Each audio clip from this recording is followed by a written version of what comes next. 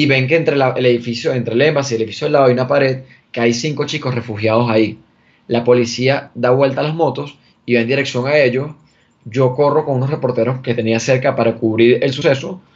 En ese momento, la policía lanza bombas al todo el equipo de prensa. Todo el equipo de prensa queda bloqueado. No, yo con los otros 5 reporteros logramos llegar hasta el kiosco que estaba frente, a 5 metros, 4 metros, estaban abriendo los bolsos, lanzando todas las cosas que tenían los chicos en los bolsos.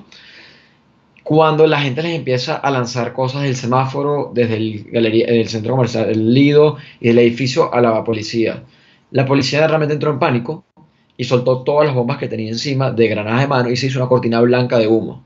Yo en ese momento me pegó el kiosco porque no había visibilidad nula, no se puede ver ni el cielo ni el piso, era todo blanco. Y en ese momento una bomba de granada de mano, las que son de goma con un anillo metálico, que es la más suave de las de gas, pega en el piso y me rebota la máscara. Ahí yo caigo al piso de Francisco Miranda y me traté de levantar. Cuando me levanto, veo que a mi alrededor ya yo perdí, o sea, todo es blanco, o sea, no veo nada, no veo ni el kiosco que tenía al lado, ni el separador de la vía, no sé hacia dónde es el EMA, si son checaditos. Lo único que veo son como sombras corriendo alrededor mío, o sea, porque todo es una nube blanca de gas, y de repente veo que viene un PNV corriendo de frente hacia mí.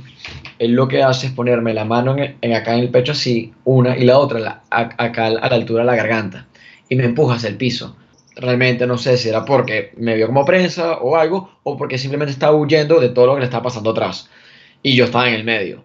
Cuando me levanta la máscara, o sea, cuando me empuja, la máscara se me levanta un poco y me entra gas. Empiezo a tragar gas mientras caigo, y cuando caigo al piso, el seguro del casco se me abre, lo cual hace que pierda el casco y que la máscara se me salga y se caiga al piso.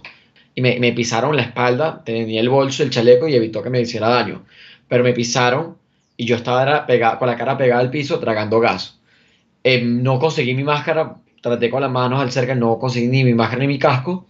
Me traté de levantar para pedir ayuda. Cuando me levanto, que voy a gritar ayuda, ¿sabes? Siento el pitido en el oído, la garganta seca y la respiración de la nariz no pasaba. Yo traté de gritar ayuda y no sale ningún sonido. En ese momento siento que la pierna derecha me cede, o sea, la rodilla como que, clac, hace movimiento.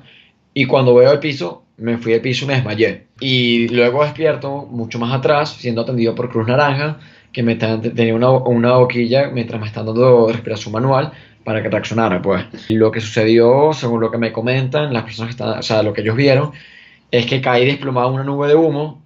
A los segundos, 3 personas me jalaron por el bolso y por los brazos, me montaron en una moto, desmayado, me llevaron al primer grupo de atención médica que había, que era Cruz Naranja. Luego Cruz Naranja me estabilizó, me pasaron a Cruz Verde. Cruz Verde me volvieron a revisar, me estabilizaron y me pasaron a Salud Chacao por posible paro respiratorio que puedo lo que haber sufrido.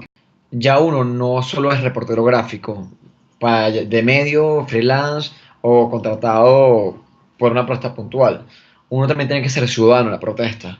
A mí me pasa mucho que no, bajo la premisa que te dije, que ninguna foto vale mi vida ni la de otra persona, hay momentos donde yo decido dejar mi cámara y apoyar a personas que quedaron por una u otra razón afectadas por las marchas y capaz no estaban en las marchas. De nuevo, no hay foto que valga mi vida. Yo corrí a tomar una foto y no me percaté que mi equipo no me siguió. Yo tengo culpa de lo que me pasó, porque realmente no rompí con mis directrices a la hora de reportar. Y soy mucho más cuidadoso ahora.